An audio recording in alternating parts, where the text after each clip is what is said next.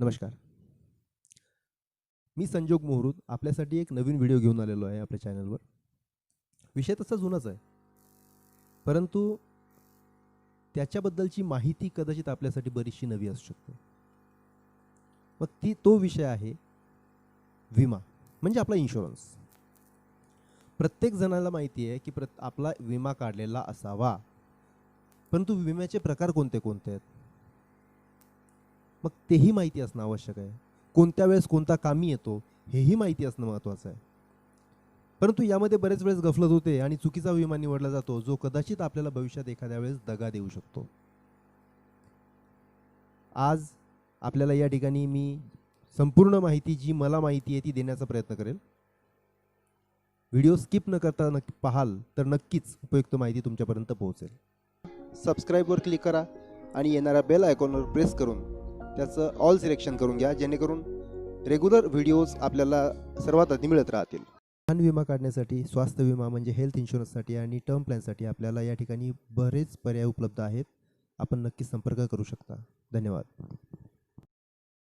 एखाद्याला जर विचारलं की तुमच्याकडे विमा व्यवस्थित आहे का, तर हो, माझ्याकडे माझ्या भरपूर LIC मी काढलेल्या आहेत, ही उत्तरं बऱ्याच जणांची मी ऐकलेली आहेत. आणि जर आपण खरोखर थोडं त्यांचे कागद बघितले, कागद बघण्याचा प्रयत्न केला, तर लक्षात येतं की यांचा विमा छत्र पुरेसं नाही आहे. आणि ह्या चुका कधी ना कधी प्रत्येकाला खूप मोठी किंमत मोजायला भाग पाडतात. असो, काही पॉलिसीज आहेत की ज्या आपले लोक त्यावर भरोसा ठेवतात, त्या घेतात, कामीही येतात, परंतु त्यामध्ये अडचणी काय येतात ह्यासुद्धा माहिती असणं महत्त्वाचं आहे. सगळ्यात सुरुवातीला आपण माहिती घेऊ SBI मार्फत चालणाऱ्या आपल्या 2 पॉलिसीज. त्या पॉलिसीज आहेत, पहिली PMJJBY म्हणजे प्रधानमंत्री जीवन ज्योती विमा योजना. SBI मार्फत ही योजना आपल्याला मिळते आणि 330 रुपयांमध्ये 2 लाखांचा कव्हर आपल्या कोणत्याही व्यक्तीला या ठिकाणी घेता येतो. या ठिकाणी असं काही बंधन नाही आहे की तो कर्मचारी असावा वगैरे, असं काही. 330 रुपयांमध्ये खूप चांगली गोष्ट आहे. त्यानंतर दुसरं आहे PMSBY म्हणजे प्रधानमंत्री सुरक्षा विमा योजना. ही अवघ्या 12 रुपयांमध्ये आपल्याला मिळते. त्यामध्येही साधारण 2 लाखांचा कव्हर या ठिकाणी आपल्याला मिळतो. त्यासोबत जे सरकारी कर्मचारी असतात त्यांच्यासाठी SGSP अकाउंट हे क्रिएट केलेले असतात, म्हणजे सॅलरी पॅकेज अकाउंट ज्याला आपण म्हणतो ते. आणि सोबतच SBI मध्ये आपण बरेच वेळेस 1000 रुपये भरून, 500 रुपये भरून 10 लाख 20 लाख असा विमा सुद्धा घेतो. जे कर्मचारी 354 रुपयांची शासकीय कपात करतात ते सुद्धा 10 लाखांपर्यंत विमा घेत असतात. आणि यासोबत कोणतंही वाहन आपण जेव्हा इन्शुरन्स काढतो त्या वाहनासोबत अवघ्या 300-350 रुपयांमध्ये चालक मालकाचा साधारण 15 लाखांचा विमा या ठिकाणी मिळतो. एवढ्या प्रकारचे विमे आपण मिळवू शकतो. भरपूर आहे की नाही? आहे. कमी रकमेमध्ये ह्या सुविधा आपल्याला या ठिकाणी मिळतात, ही चांगली गोष्ट आहे. परंतु यामध्ये कच्चा दुवा काय आहे हे शोधणं सुद्धा आपलंच काम आहे आणि तो शोधून तो दूर करता येणं महत्त्वाचं आहे. या सगळ्या पॉलिसीजमध्ये फक्त ॲक्सिडेंटल डेथ कव्हर होते. एखाद्याचा अपघाती मृत्यू झाला असेल तरच आणि तरच या विमांचा क्लेम त्यांच्या घरच्यांना मिळेल. आणि जर एखाद्याचा नैसर्गिक मृत्यू झालेला असेल तर मात्र अशा प्रकारचा कोणताच लाभ त्या व्यक्तीच्या घरच्यांना मिळणार नाही. सोबतच बरेच लोक लोन काढतात आणि लोन काढताना SBI किंवा कोणतीही बँक त्यांना काही लोन सोबत पॉलिसी चिटकवून देते, होम लोन सोबत खास करून. त्या सेव्हिंगच्या नावाखाली चालणाऱ्या पॉलिसी तो विषय वेगळा, आणि लिव्हिंग आणि नॉन लिव्हिंग या 2 पॉलिसीज वेगळ्या. आता ह्या थोड्याफार प्रमाणात आधार देत असतात. मग याच्यामध्ये जेव्हा लिव्हिंग पॉलिसी काढली जाते, लिव्हिंग पॉलिसी म्हणजे ज्या व्यक्तीने कर्ज घेतलेलं आहे त्याच्या सुरक्षिततेची हमी, म्हणजे तो जर नसला तर किमान ते घर तरी ओढून घेतलं जात नाही बँकेमार्फत, यासाठी ही पॉलिसी असते, ही काढायलाच पाहिजे. दुसरी असते नॉन लिव्हिंग पॉलिसी, म्हणजे घराची पॉलिसी. जर घराला काही झालं तर अशा वेळेस त्याची नुकसान भरपाई देणारं म्हणजे नॉन लिव्हिंग पॉलिसी. ही पॉलिसी व्यवस्थित आहे जे होम लोन घेतात त्यांच्यासाठी. परंतु जर तुम्ही 25 लाखाचं लोन घेताय आणि फक्त 25 लाख रुपयेच तुम्ही त्या ठिकाणी लिव्हिंग पॉलिसीमध्ये कव्हर घेताय, अशा वेळेस तुमचं फक्त कर्ज नील होणार आहे, तुमच्या घरच्यांना त्यामधून काहीच मिळणार नाही. त्यामुळे व्यवस्थितरित्या एखादं असं प्रोडक्ट निवडणं, असा एखादा प्लॅन निवडणं महत्त्वाचं असतं की जो आपल्याला व्यवस्थितरित्या कव्हर देऊ शकेल, कमी रकमेमध्ये देऊ शकेल आणि जास्त रकमेचा देऊ शकेल. मग त्यामध्ये एक आणि एकच सोल्युशन या ठिकाणी मला तरी सापडलेलं आहे, ते आहे टर्म प्लॅन. टर्म प्लॅन म्हणजे ज्या रीतीने आपण आपल्या एखाद्या वाहनाचा विमा काढतो आणि कंपनीला पैसे देतो, जर कधी आपल्याला गरज पडली की क्लेम होतोय, तर आपल्याला कंपनी काय करते, पैसे देते डायरेक्टली त्या कंपनीला ज्यांच्याकडे आपण काम करतोय आणि क्लेम सेटल होतो, बरोबर आहे. मग अशा परिस्थितीमध्ये असे पैसे आपण वाहनासाठी खर्च करायला तयार आहे, पण आपल्या स्वतःसाठी नाही. ही खूप अवघड गोष्ट आहे. विचार जर करायचा तर याच्यामध्ये दोन प्रकार असतात सामान्यतः. पहिला आहे स्मोकर आणि दुसरा आहे नॉन स्मोकर. स्मोकर म्हणजे जे तंबाखूजन्य पदार्थांचं सेवन करतात, अशा लोकांसाठी न करणाऱ्यांपेक्षा साधारण 20-25-30% प्रीमियम जास्त असतो, कारण ते अगोदरच जरा खतरो के खिलाडी असतात, रिस्क जास्त असते. त्यामुळे स्मोकर व्यक्तींसाठी प्रीमियम जास्त असतो आणि तो असायला हरकतही नाही, कारण ते खतरो के खिलाडी आहेत, बरोबर आहे. त्यानंतर जर आपण एखादा टर्म प्लॅन निवडतोय तर टर्म प्लॅन निवडताना काही गोष्टी आपण लक्षात घेणं महत्त्वाचं आहे. त्या लक्षात घेताना पहिली आहे सम ॲश्युअर्ड. सम ॲश्युअर्ड म्हणजे काय, तर ज्या रकमेची आपण पॉलिसी घेतोय की जर मृत्यू पश्चात माझ्या कुटुंबाला रक्कम मिळणारी आहे तर ती किती आहे, तर ती म्हणजे माझी सम ॲश्युअर्ड. आपल्या उत्पन्नाच्या साधारण 22 पट एवढ्या रकमेपर्यंत, वार्षिक उत्पन्नाच्या 22 पट एवढा कव्हरेज आपल्याला पॉलिसी अंतर्गत मिळू शकतो. आणि जर एखाद्याने अगोदर 50 लाखाची काढली आणि त्याला 1.5 कोटीची मिळू शकते, तर अगोदरच्या पॉलिसीमध्ये जे कव्हरेज आहे ते सुद्धा त्यामध्ये गृहीत धरून त्याला ॲडिशनल 1 कोटीचा आणखी विमा मिळू शकतो. अशा रीतीने पॉलिसी एक्स्ट्रा सुद्धा घेता येतात. परंतु तुमचं वय जर कमी असेल तर अशा वेळेस तुम्हाला त्याचा प्रीमियम कमी बसतो आणि ज्या रीतीने तुमचं वय वाढत जाणार अशा रीतीने तुमचा प्रीमियम सुद्धा त्या ठिकाणी वाढत जाणार आहे.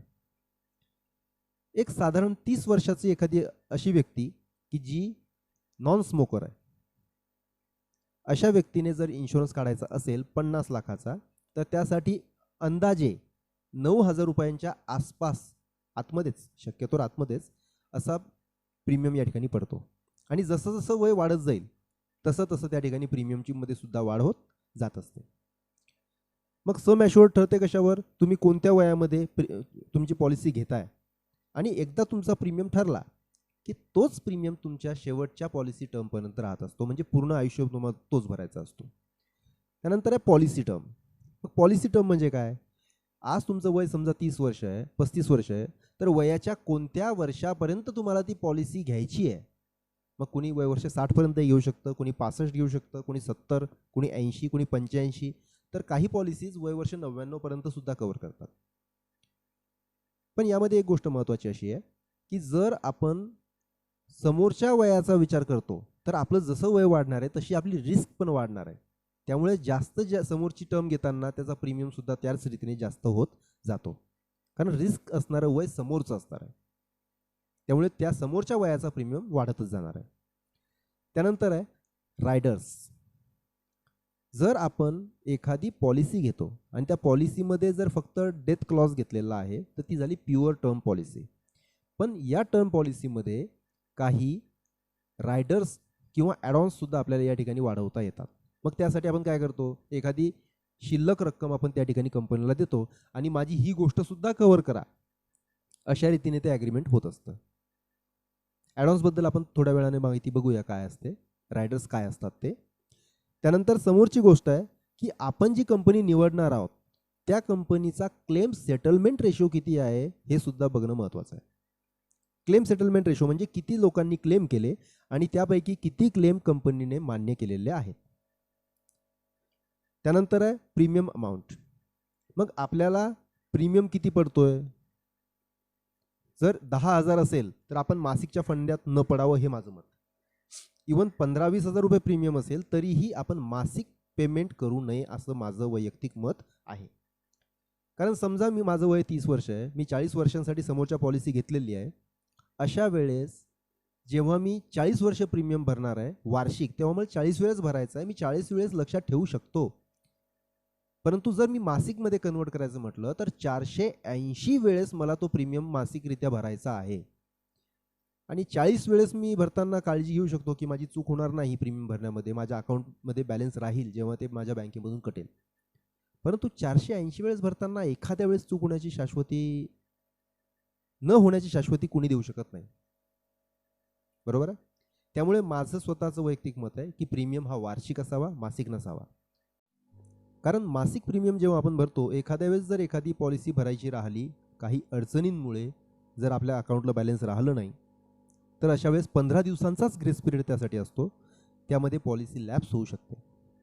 आणि ती पॉलिसी तुम्ही घेतलेली आहे का? कारण तुम्ही सजग आहात, तुम्हाला माहिती आहे की लाईफ इज अनसर्टन, त्यामुळे तुम्ही ती पॉलिसी घेतली. पण जर अशी पॉलिसी तुमची 5-7 वर्ष चालवल्याच्या नंतर बंद पडत असेल, लॅप्स होत असेल, तर नवीन पॉलिसी तुम्ही काढणार, कारण तुमची अगोदरची लॅप्स झाली आणि तुम्ही सजग आहात. पण त्यावेळेस तुमचा प्रीमियम मात्र वाढलेला राहील, कारण तो त्यावेळेसच्या वयानुसार राहील. बरोबर. त्यामुळे मोड ऑफ पेमेंट जो आहे तो माझ्या मते हा प्रीमियम वार्षिक भरायला पाहिजे. प्रीमियम अमाऊंट तो आपले आहेत जी आहे असेल ती त्याची तरतूद आपण करून ठेवायची आहे. आणि पहिल्या वर्षी थोडं जड जाईल, पण नंतर आपण समोरच्या वर्षाची जुळवाजुळव अगोदरपासून करायला लागतो. 2-3 वर्षानंतर तो प्रीमियम काहीच वाटत नाही. थोडक्यात सांगायचं तर आपल्या रिटायरमेंटच्या आधीच्या साधारण 3-4-5 महिन्याचं शेवटच्या महिन्याचं पेमेंट आहे ही सगळी अमाऊंट. म्हणजे जर एखादा महिन्याचे 10,000 भरतो, वर्षाचे 10,000 भरतो, तर त्याचे 4 लाख रुपये 40 वर्षासाठी जातील. ठीक आहे. 4 लाख रुपये गेले 40 वर्षासाठी, परंतु त्याचं शेवटच्या पेमेंटचा विचार केला तर 4-5 महिन्याचं पेमेंट असणार आहे मॅक्झिमम. त्यामुळे या सौदा बुरा नाही आहे. आणि सोबतच आता माहिती घेऊ आपण रायडर्स संदर्भात. रायडर्स काय असतात, ॲडिशनल कोणत्या गोष्टी आपण यामध्ये वाढवू शकतो. एक लक्षात घ्या, ज्या रीतीने प्रत्येक कंपनीचा मोबाईल याच्यामध्ये वेगळं वैशिष्ट्य असतं आणि काहीतरी कमतरता पण असते, तसंच प्रत्येक गोष्टीत असतं. मग यामध्ये रायडर्स जे आहेत त्यामध्ये पहिला एक सांगतोय तुम्हाला, तो आहे accidental death benefit rider. Benefit म्हणजे शब्द थोडा चुकीचा आहे त्यासाठी, पण ॲक्सिडेंटल डेथ रायडर आहे की अगोदरची तुमची पॉलिसी 50 लाखाची आहे आणि त्यावर तुम्ही 10 लाख, 20 लाख किंवा 50 लाख अशी तुम्ही जी ॲक्सिडेंटल डेथसाठी तुम्हाला कवर ठेवायचा आहे तो तुम्ही ठेवला आहे. म्हणजे 50 लाख तर मिळतीलच जी मेन सम ॲश्युअर्ड आहे, पण त्याचसोबत तुम्हाला ॲक्सिडेंटल डेथ झाल्यामुळे झाली असेल ॲक्सिडेंटल तर वरची एक्स्ट्राची रक्कम मिळेल. पण मला वैयक्तिक असं वाटतं हा रायडर घ्यायला नको. आपल्याला जर अपेक्षा आहे की 1 कोटीचा प्लॅन असला पाहिजे तर डायरेक्ट 1 कोटीचा घेऊ ना. हा रायडर कशाला घ्यायचा, नाही गरज वाटत त्याची. नॅचरल झाला तरी ॲक्सिडेंटल झाला तरी ठरलेली एक अमाऊंट असावी. त्यानंतर दुसरा आहे वेवर ऑफ प्रीमियम. वेवर ऑफ प्रीमियम म्हणजे समोरचे हप्ते माफ होणं. काही कंडिशन असतात, त्या कंडिशनमध्ये समोरचे हप्ते माफ होतात. हा एक रायडर त्यामध्ये आहे. त्यासोबत आणखी एक आहे क्रिटिकल इलनेस.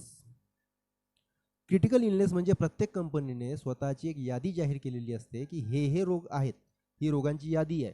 यांच्यापैकी जर एखादा रोग तुम्हाला झाला असेल, 2 डॉक्टर लोकांनी, प्रॅक्टिशनर लोकांनी जर तुम्हाला हे लिहून दिलं लेखी की यांना हा रोग झालेला आहे आणि यांना याची ट्रीटमेंटची आवश्यकता आहे, अशा परिस्थितीमध्ये ते कागदपत्र समोर सादर केल्यानंतर ज्या रकमेसाठी आपण एक्स्ट्रा अमाऊंट भरलेली आहे, एखादी रक्कम आपण ठरवू शकतो 5 लाख, 10 लाख, तर अशासाठी आपण क्लेम घेतलेला असेल, रायडर वाढवलेला असेल तर क्रिटिकल इलनेससाठी आपल्याला ट्रीटमेंटसाठी पैसे मिळतात आणि वेवर ऑफ प्रीमियमचा क्लॉज लागू होतो. म्हणजे प्रीमियम न भरता आपल्याला समोरची पॉलिसी आपली चालू राहते. हा झाला क्रिटिकल इलनेस. त्यानंतर समोरचा आहे तो आहे total permanent disability. Total permanent, हे दोन शब्द खूप महत्वाचे आहेत. टोटल म्हणजे 2 हात 2 पाय 2 डोळे, हे झालं टोटल. पार्शियल म्हणजे 1 हात 1 पाय 1 डोळा, लक्षात आलं असेल. आणि परमनंट म्हणजे अशी गोष्ट की जी रिकवर होऊ शकत नाही.